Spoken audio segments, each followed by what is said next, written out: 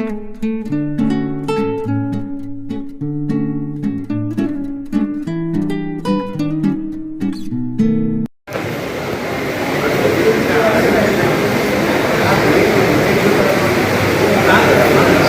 నమస్కారం. సభాధ్యక్షులకు, వేదిక పైన ఉన్న పెద్దలందరికీ నమస్కారం. ఈరోజు man of the match Janjala Raghubabu గారు పదవీ విరమణ సందర్భంగా ఆయనకు ప్రత్యేక శుభాకాంక్షలు తెలియజేస్తూ, మామూలుగా అందరికీ కుటుంబ బాధ్యతలు ఉంటాయి, ఉద్యోగ బాధ్యతలు ఉంటాయి, కానీ రఘుబాబు గారికి అడిషనల్గా ఉద్యమ బాధ్యతలు కూడా ఉన్నాయి. కుటుంబ బాధ్యతల నుంచి కుమార్తెకు వివాహం చేశారు, 2 డాక్టర్స్ చదివించారు. సో కుటుంబ బాధ్యత తీరిపోయింది. అదేవిధంగా ఉద్యోగ బాధ్యత కూడా మొన్న 29వ తేదీతో అది కూడా తీరిపోయింది.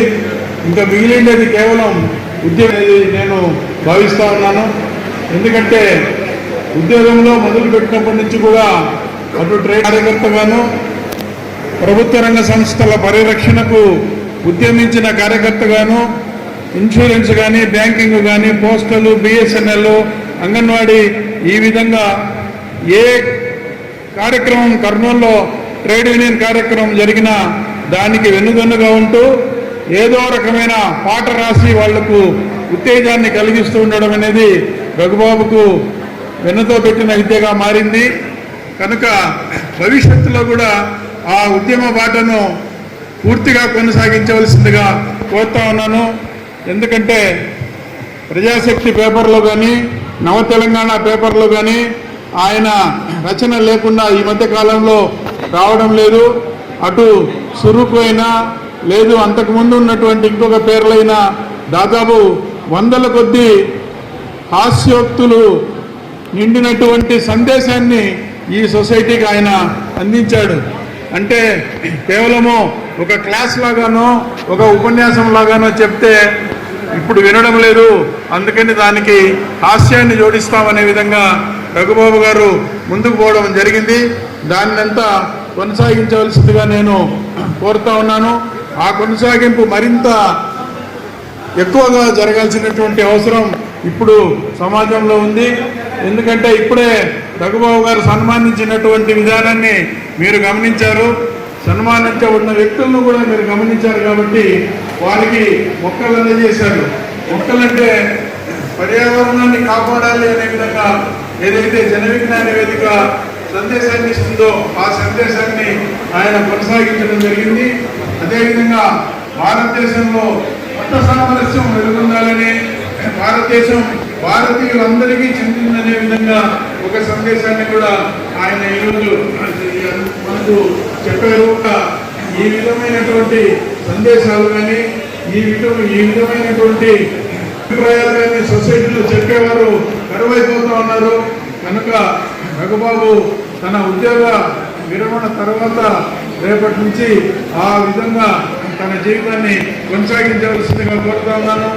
అంతేకాకుండా ఏదైతే నరసింహయ్య గారి, లక్ష్మమ్మ గారి దత్తపుత్రుడుగా రఘుబాబు గారు ఈరోజు తన భావి జీవితాన్ని కొనసాగించవలసినటువంటి అవసరం మరింతగా ఉంది.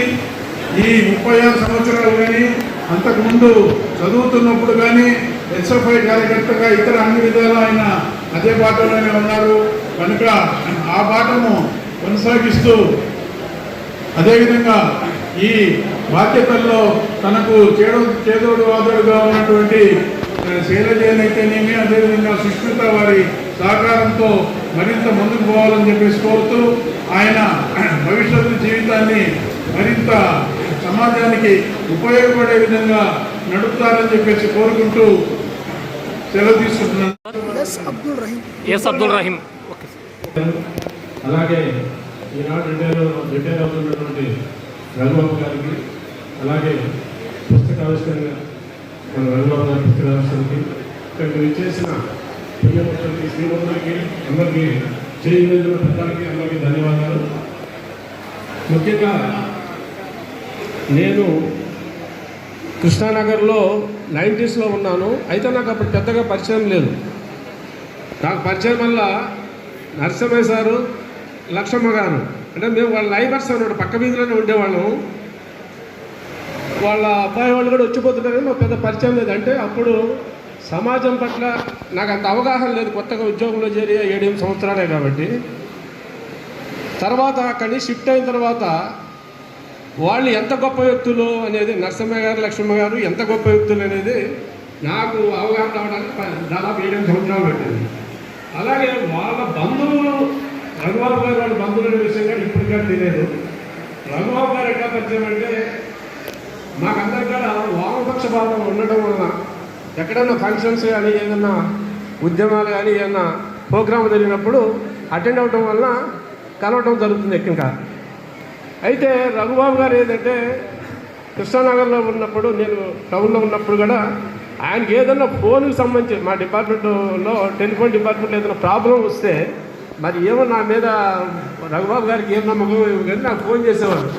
సార్ ఇట్లా సంగతి, నాకు ఇట్లా ప్రాబ్లం, మా ఫోన్ పనిచేయట్లేదు, వాట్సాప్ ఇట్లా నెట్ పనిచేయట్లేదు అని.